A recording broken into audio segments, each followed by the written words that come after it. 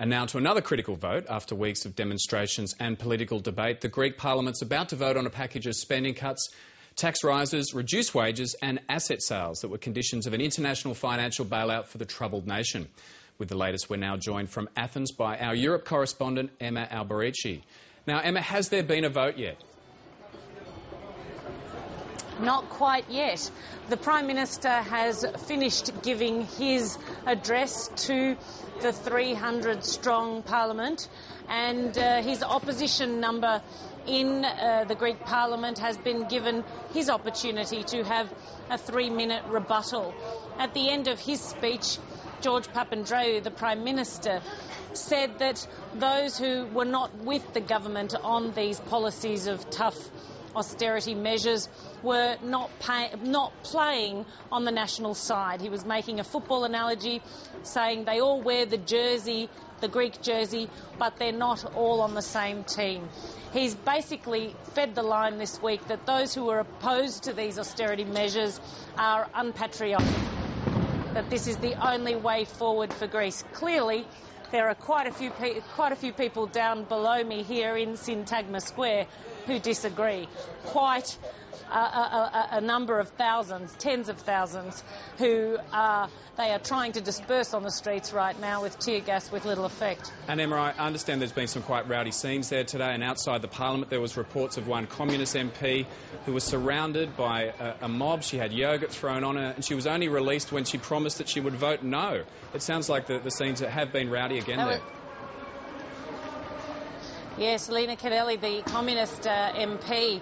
That basically today's round of violence, much more violent than yesterday, was sparked when a group of protesters actually managed to knock down a barricade surrounding the Parliament building and almost managed to storm into the building, not quite, but past the first line of gates. That's what sparked the initial clashes with police, and it's taken off since then.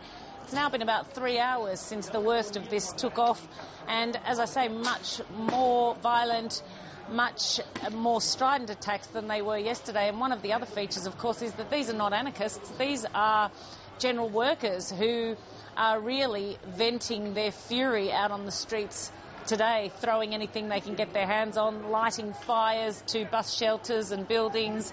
It's really havoc down there and really very dangerous. And Emma, this has happened before the vote. What could happen if the vote doesn't go their way? Well, who knows? I mean, it's hard to imagine. It was hard to imagine yesterday that it could get any worse. But I have to say, I've got my mask on the ready here, and when I'm not talking to you, I'm wearing this because I have to say today, even the tear gas seems so much more toxic than it was yesterday and seems to be being fired much more liberally into the crowds. I'm sure you can probably hear it. They're also using stun grenades today, the very loud bangs that you hear that are designed to frighten the protesters, but again are not managing to disperse these crowds. They're digging their heels in, and they're showing quite some resolve. They want the people inside that Parliament to understand, as many of them have said to us on the streets, that Greece is supposed to be a democracy, and they were supposed to have been consulted before such votes, such critical votes take place that really determine so significantly the economic future of these people. And it seems like we're seeing tear gas at the moment being fired out into the crowd. I imagine as they're voting and as they're giving their speeches, Emma, they can hear this going on outside. Indeed. One government MP, in fact, made a plea to the police to stop using the tear gas. Clearly, that has gone unheeded because it's really, as I mentioned, so toxic. I'm finding it very difficult just to keep my eyes open up here, and we're on the 7th floor.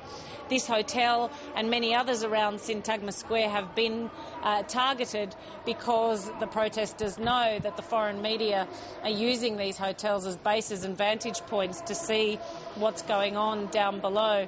And while they are very angry and want to show the parliamentarians their fury, they don't necessarily want the pictures beamed around the world and the attendant reputational damage that will cause.